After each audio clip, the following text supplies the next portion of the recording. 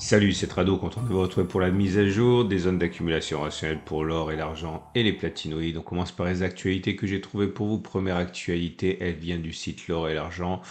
Et on revient sur la raison pour laquelle l'or subit un petit appel d'air depuis quelques jours. En fait, la raison est à chercher du côté des chiffres de l'inflation et des commentaires des banques centrales américaines, de la Banque centrale américaine, la Fed, qui indique que il n'est pas envisageable de commencer à baisser les taux avant que l'inflation soit jugulée. On pense au retour sur les 2%. Et malheureusement, les chiffres montrent que l'inflation ne ralentit pas, ce qui éloigne d'autant la perspective de hausse des taux et donc ce qui éloigne d'autant la montée de l'or, puisque vous savez qu'il y a une relation inverse entre l'or et les taux. Clairement, lorsque les taux sont importants, l'or a tendance à être plus faible et inversement. Mais il faut bien comprendre quelque chose, c'est qu'il y a ici un parti pris des marchés de favoriser le court terme sur le long terme. Je veux dire que effectivement, lorsque les taux montent, le dollar monte et l'or baisse, pour faire simple, mais à plus long terme, la logique, c'est que lorsqu'il y a de l'inflation, l'or monte. Ça veut dire qu'à court terme, l'or est pénalisé par les taux et de fait hein, l'inflation importante, mais à long terme, on peut tout à fait envisager que l'or profite de ce contexte inflationniste. Hein. Donc voilà, c'est le parti pris des marchés qui est comme d'habitude assez court-termiste. Il n'y a franchement pas de quoi s'en inquiéter, mais ça explique pourquoi l'or est actuellement sous pression. Deuxième article que j'ai trouvé qui pourrait vous intéresser, alors ça c'est fascinant. Ça vient de l'or et l'argent sous la plume de Nicolas Perrin. Et Nicolas s'est attaqué aux demandes, aux achats secrets d'or. Alors il y a ce qui est dit et ce qui est dit après coup. Il y a ce qui est dit officiellement et ce que l'on déduit après coup en regardant les chiffres. Et c'est vraiment toute une dynamique discrète, secrète, subtile à laquelle Nicolas s'attaque et sans vraiment être surpris, vous imaginez que la Chine fait partie quand même des acheteurs les plus importants quand on parle des achats secrets. Il y a également des pays peut-être un petit peu plus, on va dire, surprenants. Je vous laisse découvrir ça dans cet article. C'est en français ça aussi, donc n'hésitez pas. Tous les liens pour voir les articles dont je parle sont en dessous de la vidéo. Hein. Troisième article que j'ai trouvé pour vous, qui va faire sans doute grincer quelques dents. Alors, c'est le fait que l'or pâtit évidemment hein, de l'apparition de l'ETF Bitcoin. Alors, vous le savez, certains aiment à opposer l'or et le Bitcoin comme l'idée serait qu'il y a l'or traditionnel et le nouvel or digital qui serait Bitcoin. Franchement, je ne pense pas qu'on puisse voir les choses de cette manière à titre personnel, mais ce n'est qu'un avis, c'est plutôt complémentaire qu'autre chose.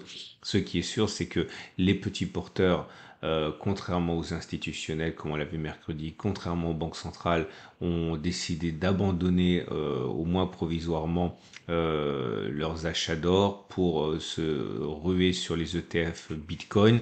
Donc pendant que l'ETF Bitcoin accueille 4 milliards d'entrées sur le roi des cryptos, les ETF Gold abandonnent 2,4 milliards. C'est des chiffres américains ça. Bon, bien sûr, ça ne laisse absolument pas augurer de ce qui va se passer dans le futur.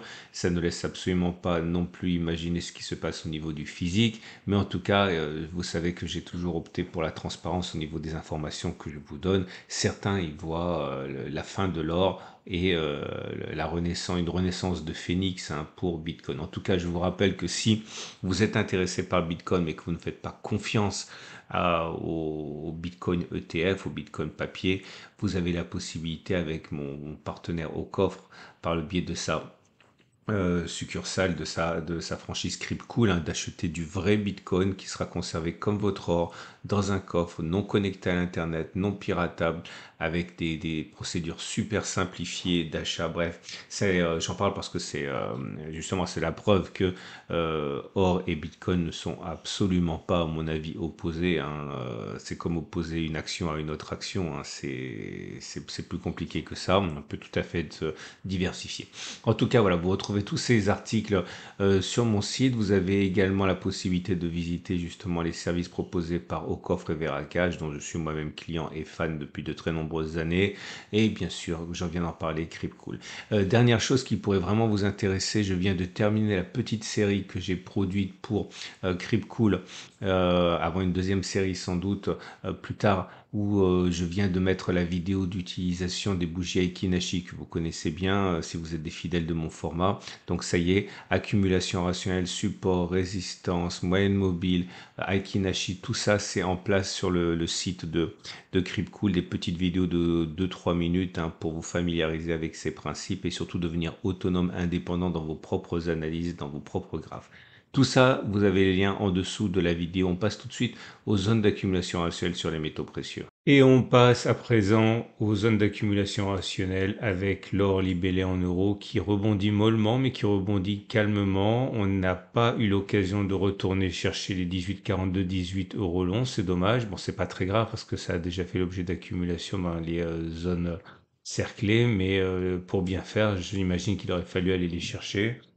La tendance de long terme est toujours haussière, la tendance de fond est neutre parce qu'on est au-dessus de la M200 qui monte mais au-dessus d'une M50 qui descend, donc tendance de fond neutre. Les bougies Aiki-Nashi ne sont plus véritablement baissières. Alors, elles ne sont pas encore non plus haussières, mais regardez, c'est pas rouge, c'est vert, mèche haute, mèche basse, donc c'est, on va dire, plutôt de l'indécision qu'autre chose. Vous avez, donc j'en ai parlé tout à l'heure, d'un tutoriel pour savoir utiliser les bougies Aiki-Nashi sur le site de Cryptcool. Bon, on va dire que c'est un petit mieux. Quand on regarde l'or, mais libellé en dollars, c'est pareil, il y a un rebond qui est réel. On ne peut pas non plus l'ignorer. La bonne nouvelle, c'est qu'il se produit sur une zone d'accumulation rationnelle, les 20, 10, 974 dollars. Donc clairement, il y a eu des achats sur cette zone. La tendance de long terme est haussière, la tendance de fond est baissière. Par contre, les bougies Aiki-Nashi, on l'a dit, sont plutôt indécises pour l'or, mais voilà, c'est plus baissier, c'est vert. Donc ça, c'est pas mal. Pour l'argent, c'est beaucoup mieux. Vous allez pouvoir en juger par vous-même. Tout d'abord, l'argent libellé en euros. Et l'argent libellé en euros est dans une situation où le rebond depuis les plus bas d'il y a 3-4 jours est beaucoup plus convaincant puisque regardez, en l'espace de 3 séances depuis les plus bas, on a pris combien? On a dû prendre 6%, je crois. Ouais, si, un peu plus de 6%. La tendance de long terme et la tendance de fond ne sont plus baissières parce qu'on est au-dessus, mais c'est toujours descendant, donc la tendance de long terme et la tendance de fond sont neutres. Les bougies Equinashi, j'en parlais justement, sont plus positives. Regardez, vous avez du vert sans mèche basse, donc c'est très bien. C'est-à-dire qu'il est plus plausible que l'on monte plutôt que l'on est fait les plus bas. Et pour l'argent libellé en dollars, c'est la même chose. Malheureusement, on ne peut pas s'appuyer sur une zone d'accumulation rationnelle. Non, je dis des bêtises, j'ai confondu. On peut s'appuyer sur une zone d'accumulation rationnelle, comme pour l'or, que ce soit l'or en dollars ou l'argent en dollars. On a bien rebondi sur une zone d'accumulation rationnelle, 23, 21,7. Donc c'est d'autant plus convaincant. Et on repasse au-dessus de la M50 et la M200. On passe du côté maintenant des platinoïdes et c'est la même chose. On est dans une situation qui est encore plus, j'ai envie de dire, encourageante puisque si on regarde le platine libellé en euros, eh bien, on est dans une situation où le rebond sur la zone d'accumulation rationnelle des 730, 820 est réel. On est au-dessus, bon, on est en dessous de la M50 et de la M200, c'est pas la question, mais regardez le beau rebond auquel on assiste là. Depuis les plus bas, on a une progression de quasiment 10%. On finit à 10,80, donc c'est bon, 10%. Donc c'est encourageant. Est-ce que ça sera encore un pétard mouillé? C'est plausible, mais en tout cas, on ne peut pas nier le fait que la progression soit réelle. Pour le palladium, mais libellé en dollars, c'est pareil. On rebondit et on rebondit surtout sur une zone, enfin depuis une zone d'accumulation rationnelle, celle des 915-834, donc c'est intéressant. Les bougies Aiki-Nashi, j'en ai pas parlé, j'en parle maintenant, sont haussières. Regardez, c'est vert sans mèche basse. Donc, que ce soit pour le palladium libellé en euros ou le palladium libellé en dollars, c'est encourageant pour la suite. Et on va terminer avec le platine. Le platine libellé en euros qui, en fait, les platinoïdes réagissent en fait beaucoup mieux que l'or et l'argent. C'est depuis quelques jours. Le problème, c'est qu'on n'est pas sur une zone d'accumulation rationnelle, à quel point que je me demande si je ne vais pas réajuster, en mettre une ici, c'est plausible, ainsi. Bon, elle est mineure, hein, mais on peut pas faire comme si elle n'existait pas non plus, hein. Ça fait 2 fois qu'on rebondit sur cette zone. Cette zone est comprise, elle est entre 806 et 802. Je vais la laisser là, je la formaliserai pour la prochaine fois, mais en tout cas, il y a un vrai rebond et c'est pareil pour le platine libellé en dollars. Oui, on rebondit. Alors on rebondit là aussi, hein, de 7% si ma mémoire est bonne. Non, on a été à 5%, on rebondit maintenant de 4,5%. Mais pas, on n'est pas sur une zone d'accumulation rationnelle non plus, donc je suis un peu surpris. Mais en tout cas, les bougies Ekinashi laissent imaginer que ce soit quelque chose de crédible, hein, puisque vous avez des bougies vertes sans mèche basse. Voilà. On a fait le tour, c'est une excellente journée. Je vous rappelle que ce format est mis à jour 2 fois par semaine, le mercredi et le samedi. Format long samedi avec les platines, et format court avec l'or et l'argent le mercredi. Vous avez toujours la possibilité de relire les actualités ou de revoir ce dont j'ai parlé en début de vidéo en vous rendant directement sur la page. Vous avez des liens en dessous de la vidéo. C'est une excellente journée et je vous dis donc à mercredi pour la mise à jour. N'hésitez pas à vous abonner si vous avez aimé ces analyses et à liker pour euh, que ma vidéo soit davantage vue et que les investisseurs s'intéressent peut-être davantage aux métaux précieux. À mercredi pour la mise à jour.